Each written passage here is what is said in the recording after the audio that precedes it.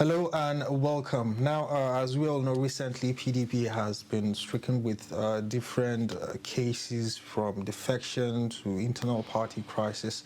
Well, in order to look at all this, we have PDP chieftain, person of Oladimeji Fabiyi, to enlighten us more about what is really happening, of course, the way forward for the PDP and for Nigeria at large. You're very much welcome, sir. Thank you very much. I'm happy to be here. For those that are still wondering what is actually happening in PDP, where we have, there are, of course, the internal crisis that is happening, and there is the recent mass defection to APC. What is actually going on in the party? Well, thank you very much for bringing me. First, I'd like to say that in every build-up to, election cycle, a lot of things happen. You see alignment, realignment of forces. You see people who are dissatisfied with their party trying to move to the other party. It's really not unexpected because from experience, I've seen that happen a couple of times. But the only difference is the way we're having it now. Yeah. The way that we're just seeing it playing out now. The belief out there is that the defection that is taking place right now, particularly, especially from PDP to APC, it wasn't just ordinary, and there's some inherent, push behind it. There were some with the belief that most of these people were kidnapped, by the APC. So when you must pay ransom. Those are the issues. Defection is a ransom they have to pay for their kidnap. So that is just it. We were not small when President Obasanjo was in power, and then we knew how he maneuvered. He was able to get the members of the opposition to come to his party. It was through the normal electoral process. It wasn't the way the APC is handling it now, brazenly, arrogantly. We are going to do it and nothing is going to happen. No thanks to their national chairman. For me, I look at the man because you came from a party that has culture. He came from PDP, and then since he has gone to APC, I think a lot of things has changed. For them, it's about let's just do it and nothing is going to happen. So in those days, I didn't see any of the opposition governors hiding under either Obasanjo or Yaradua or even Jonathan to destroy their own party. Never. None of the APC, none of the opposition governors did that. They never did, like what we see today. Somebody who claim is a PDP member, yes, there's nothing wrong with working with the APC, but from there, you are destroying you hid under the umbrella of the president to destroy your own party. But if that's the case, why don't the party initiate a system where that at least could be curtailed, or such people could be punished? The truth of the matter is that, quite unfortunately, and sadly, the party has no leadership. Yes, the party has no credible leadership. That we have a leadership of the party that has been badly compromised, especially the NWC that are running the day-to-day activities of the party. It's all there. I'm not saying something that is people don't know. People are saying it. Members of the party are so uninspiring right now. They are so disenchanted. They are discouraged. That's why you see there are some people who genuinely out of this crisis moved because they believe that you really can't achieve anything in PDP as it is. The fragmentation is so deep. You really can't achieve. For instance, I won't pick a nomination from under PDP as it is now. Just today, Minister Wike reinforced his resolve to destroy the party in his interview. Said, I will go to court to challenge if anybody who signs the notice of meeting is not Anyan. And they are still looking at him. It doesn't add up for me. It's really absurd. So where is the party? It was at the meeting they did yesterday because they invited former governors. So these are the things. Well, so you can't be like, nobody is taking PDP seriously anymore. It's really painful because I was there from the beginning and we knew I was. It's really, really sad. So is there a possibility that by next coming general elections, PDP might not be a stronghold against the APC in any form? That is exactly the people working for Tinubu in PDP. This is exactly what they are working towards.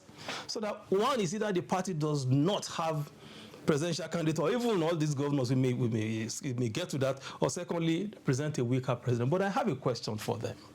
And this is us, Nigerians, talking as a member. Now, I'm not talking as a member, I'm talking as a Nigerian that is thinking. Wike is working for Tinubu. He has made it abundantly clear. It's nothing new anymore. And he has his gang that were with him in this line of thought. All right?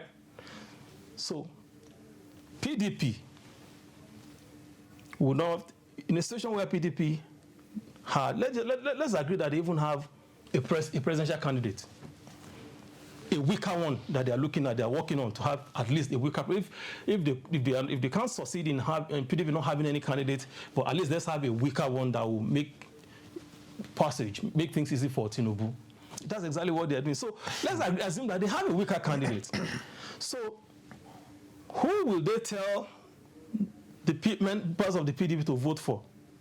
That weaker candidate or Tinubu that they are working for? That's a question they should go and be thinking on how to resolve it. And even if they don't have president at all, what would they tell PDP members? Who would they tell them to go and vote for? Okay, now bringing my question to coalition that has been ongoing, that Thank you. There is a talk of coalition and all that. And of course, the possibility that Atiku might be leaving PDP also. Do you think that could be a good, I would say, stance against Tinubu, based on the fact that most of the people from whichever political party are those who were vying, of course, for the presidency? Do you think that is feasible, where one of them will be like, okay, I agree this person should go or should lead? Do you think that that will really work? Let me tell you something that people are not even getting about this coalition. First and foremost, this coalition is not Atiku's coalition, but it's just... But he's the one that we usually hear his name leading. That is, he's the leader. He's the leader in this country. And how is it that he's not? So it's not his coalition. What I'm trying to tell you is this: there's a remarkable difference. Okay. The coalition is not Atiku's coalition. I always correct this anytime I hear it, because it's not his coalition. It's Nigerian coalition. It's coalition for Nigeria, not Atiku. Initiated by Atiku. Are you so sure he's one that initiated it? A group of people came together and said, see, let us look at it. Nigerians are not having a better deal with this current government. And if we have to even appeal to Nigerians to not to vote, we must create another viable alternative. 1 to 3 people came together and took that decision. Fortunately, Atiku was part of those who did. Somebody must lead the revolution. Those who lead revolution, they are not more than 1 or 2. And they get it done. And the change, the desired change, will certainly come into being. So Atiku is the towering figure, is the leading figure in all of this. And he reserves the right to provide leadership. And that's exactly what he's doing. Because Atiku told his party, he told PDP last year, I said, guys, the way things are, we are the biggest opposition. Let us rally all the other opposition elements. That's the only way we can push APC out. Because don't you think that's another stab to PDP's to PDP that might cause? Another stab? Yes, that might reduce the party's strength also. What strength are we talking about? PDP alone cannot defeat APC. How did APC come into being? By true coalition. Coalition. It's difficult. In this climb, it's difficult. See what they did in the last election. See what INEC did. You need to mobilize Nigerians. You need to ginger Nigerians to be able to stand for what they want. And if you don't do this, there's no way you can do it. PDP alone cannot. With this fragmentation, they can defeat. When they are not even fragmented, can they defeat it? Can PDP alone defeat APC? They cannot. So the point I'm trying to make is that he threw this thing out and the party rejected it. So what do you want Atiku to do? To go and sleep? Atiku is a man who is so passionate about this country. He believes the country has given him a lot, so he needs to give back to the country. So when I see people saying that he's desperate, so how can you tell me Atiku is not desperate, but he's a deliberate person. He's not out of desperate, it's out of patriotic zeal. What does he want? Does he want to buy a new private jet? He has to. He wants to build new houses. But don't you think at this point he should allow somebody to at least lead, let him maybe be like a godfather or a lead figure in whatever ambitions, I don't know. So why do you think that should happen? Maybe that will reduce the fact that, okay, he's not ambitious. Why can you say somebody is ambitious? See, democracy guarantees freedom of so many things. All right? Freedom to choose, freedom of association, freedom to contest. That is, these are the landmarks around democracy. Nobody should tell Atiku or tell anybody. Nobody has that right. I don't have right to tell you not to run. You don't have right to tell me not to run because, number one, it is constitutionally guaranteed. The best you can do is to meet me on the field and defeat me. In 2014, Atiku ran against Buhari in the primaries. He was defeated, and the country didn't go into explosion because of that. That's the best you can do. You have no right. No matter how brilliant you think you are, that you are brilliant more than me, you have no right to tell me that what you can do is to come and show your capacity on the field. Atiku is a pure and complete Democrat. He has never asked anybody not to run against him. If you can run, enter the ring, let's try. If you defeat me, fine, life continues. So why should anybody tell Atiku? Anybody who says that is out of fear of Atiku. And I've come to realize that the fear of Atiku in Nigeria policy is the beginning of wisdom in Nigeria today, because look at APC today. Because of Atiku, they are jittering, they are run up and down, they have sleepless nights.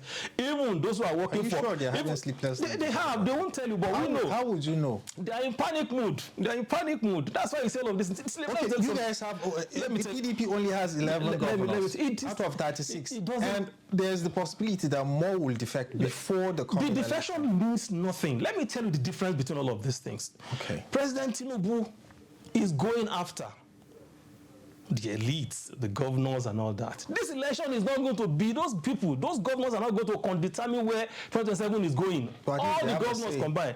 Listen, my brother, they are not going to have anything because this election is between Nigerians and Tinubu. They will look at his scorecard. It will be there. It's between them. It's between hunger, poverty, and Tinubu that Nigerians are going through, not what any governor is going to say. The governors are going to be useless in 2027 election because Nigerians have now seen that they are not there because of them. They are only there because of themselves. It's clear. And Nigerians are not foolish. Well, I think it's the same Nigerians that had a fair share from Buhari and decided that, we are not dealing with APC anymore, but still later on went ahead with Tinubu. Don't you think it's history repeating itself? Between you and me, maybe you are one of those who believes that 2023 election was normal. It wasn't normal. But at least the court... We knew it wasn't normal. It wasn't normal. Even when the court did what it did, it wasn't normal. INEC did its own, it wasn't normal. Everybody knew it was not normal, but we have accepted it, so it's not going to happen again in 2027. I'm a Nigerian. Before being a party member or, an associate of anybody. So I have my right, I have my life to live, I have decisions to make. There may be a time when I may even disagree with some of my associates, where if they take any wrong decision, that's how it's supposed to be. So nobody should sit in the corner of his room and be saying Atiku should step down for anybody. It's a sign of fear. They should go and if they have anything, if they have the capacity to meet Atiku on the field, at the primary level, at the general election, defeat him. Atiku is not a bigot like them. He's not going to create any problem for this country. What if part of those coalition aspects are also vying for that #1 seat? So it's them against Atiku also. Will he continue with that aspect?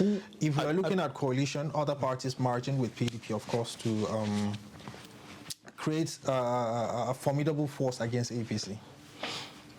The members of the coalition for instance, yes. We have NNPP also. Yes. We have Peter Obi. We have let's say other from other parties. Yes. What if they are all to join and obviously one person is supposed to emerge as the lead, you understand? What if they decide, they too want to lead? What do you think will happen? That is the beauty of democracy. I don't expect any of these people to have problem with this process. I don't. If truly it is about Nigeria, if it truly is about Nigeria, if it truly is about Nigeria and Nigerians, I don't expect any one of them. The best they can do, because you have to tell Nigerians that you are ready. You are the true you are truly the alternatives that Nigerians are looking for in every aspect of your being, as a party, as a movement, as a group of people. So the best you can do is to allow the process to work. Throw yourself into the process. Nobody ask anybody. Atiku has no right to tell Peter Obi not to run. He has no right to tell Kwankwaso, anybody for that matter, if I wants to run for president. Come up with a credible process, then whoever emerges, every other person will support him. That's how it's supposed to be. Then anybody who now goes against that, that means it's not for Nigeria, it's just about self. And we are taking Nigeria to a level that the moment we know that this is not about yourself, we will reject you. These guys in the APC have so much ganged up against Nigerians. And that's why we're going to reject them. So you've lost a governor recently, and as it's been stated, there's possibility that more could be leaving. And usually when these people leave, they leave with their entourage, their people. Don't you think that's another? I think to some of us on the outside, you know, we read it differently, okay? But the choice remains ours. If we allow those razzmatazz to sway us into taking a wrong decision in the next election, we will pay for it. All those ones are razzmatazz. A lot of people are with those governors that are not happy with them. They will work against them and they'll be inside. After all, Wike, Seyi Makinde are not dressed, work against Atiku, and they were in the same party in 2023. So it's still going to happen. It will happen. All of these guys worked against their candidate. They worked against the party on flimsy issue. And since that has gone, why have we not still not come together? Because to them, it's about vengeance, it's about revenge, it's about showing that we are the governors. Atiku has made governors and is still making governors. For all of this, to all of these people, it's not about anybody, it's about themselves. And that's what we're telling Nigerians, that this time, don't let them determine your future, your fate. Hold your fate and your future by your hands. Don't listen to all these governors, because they are not for Nigerians. They are not. They're just for themselves. Now, still looking at the defections. Yes. Are there measures, of course, that the party is making in order to see at least that they don't lose more strong holds in some parts of Nigeria, or are they still folding their hands and you mean wishing? Yes, you mean PDP? Yes, wishing that somebody won't. You know, just yesterday, the Governors Forum met. Yes. And then it was called an expanded governor. They invited some of the former governors. These are the former governors they never respected, though. But now they can bring them back in the name of saying, and they set up one reconciliation committee headed by former Senate President. I don't know what that is going to achieve. What have they been looking all this while until it gets to this point? So if Tinubu has not successfully pushed into the party, taking their governors one by one as if he's removing the strand of broom, so they wouldn't have done all of this. All these people, these so-called leaders, have the opportunity to have arrested this situation a long time ago because of their personal interest and selfish interest. They didn't do that. Now they want to do it now when Nigerians have already left PDP. When members are ready, I challenge the acting national chairman to come out and tell me there's a number of PDP members that are remaining across the country. Gone are those days when we can say we have 15, 20 million members. Can PDP be proud of 3 million registered members in Nigeria today? And what would that do when you go into election? It's Nigerians. It's Nigerians that are not even registered members of the party. So for me, I don't know how they want to do that. Because some governors are still going. Like we're told, the national chairman of the APC still said it so arrogantly that many of them are still coming. Is it because APC is performing? No. Because everybody knows that APC is not performing as the government. So, but everybody knows they are doing it because of themselves. So this is the situation we have found ourselves in this country. The situation of PDP is so pathetic. And I weep for that party. Now, you said APC is not performing. With the situation that Nigeria was, let me say, don't you think it will at least take a while before it will be back on its feet? So this phase that we're going through, it's a process towards greatness. Why are we making excuses for them? Let me tell you something. If things were going right, if things were good, you won't say you want to come and fix it. You agreed to come and fix it. Listen, sir. You agreed to come and do it because you believe you have what it takes to fix it. 2 years, economy is still in shambles. You can take me on it, and I'll tell you why economy is still in shambles. As of today, what is the state of our security? These two alone. As of today, look at power.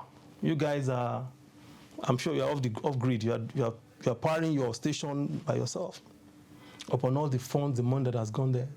So how can you tell me they are doing well? They're not. Nobody says they are doing well, but it's a process. It's not something that is expected to just work magically overnight. Even if, the signs are not there that they can do it. They lack the power, the capacity to do it. These guys are not prepared for governance. Tinubu he didn't prepare for governance. He just came, he wanted to be president.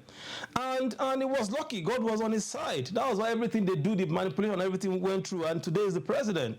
So you think PDP was the one that won? It could have worked magic within this short period? Country will not be in this mess, I tell you. Because if PDP had won, that means Atiku would have been in power. Atiku was prepared since, not just yesterday. And look at it. In 2007, listen, he came up with a blueprint of what he's going to do. By 2011, he upgraded it to the exigencies of those times. 2015, they are all there. Go. Atiku policy. You see all of them meeting the exigencies of those times. In 2023, he talked about those things that are fundamental, that are germane to this, that can grow this country. These guys don't have. You came brazenly. Subsidy gone, Naira floated, without commensurate responses to mitigate the hardship of the citizens. IMF will come today and slam you. The next thing you go and IMF will come back again and say all of these things. Keep deceiving. They are not honest with Nigerians. You media has a lot to do. Let me tell you something that you media are doing that I don't like. The media we used to know is not the media we are seeing today. And I have to say this to you guys. And I'll give you one classical example. In those days, you had the mirror. You guys are the mirror. Media is the mirror that everybody sees, and they know anything they will expose it, they will talk about it. But today we don't have that anymore. Let me give you a classical example. Go towards Airport Road. Go towards Asokoro. All over Abuja. Go to Lagos. What you see is a signpost of President Tinubu for 2027. Billboard. Media has not deemed it fit to interrogate that. If that was done by Atiku or Peter Obi or anyone, let me tell you 3 things that would have happened. Number 1, Minister of the FCT would have come out and said, I'm the minister, it's my territory. Go and remove them. It's lawlessness. That's number 1. Number 2, police would have started hounding the printer and people behind that. Number 3, INEC would have issued a statement that it wasn't election time. But who did it and what did media do about that? It's just one example I've given you that you can think of the rest. So many things. Okay. Nobody is saying support anybody, but say it as it is. Well, it is the media job to be neutral, at least, not... So if you have done that, it's not neutrality. This is lawlessness that is implemented by APC government. This is 2 years into their government with their non-performance. But somebody has already started erecting billboard for election that is to take place in the next 2 years. What does that mean? It means that President Tinubu has abandoned governance and is already campaigning. Like I said, cut me anywhere. If that has been done by any member of the opposition, would those things still be there as we speak today? And what has media done about it? That's the question. That's just one out of many. Well, thank you very much, at least, for your time. But before I allow you to go, maybe you have 1 or 2 words you would like to say that you missed. No. It's just that the coalition has come to stay. Nigerians should not be scared. The movement that is coming will rescue them out of this situation they have found themselves. We knew what happened.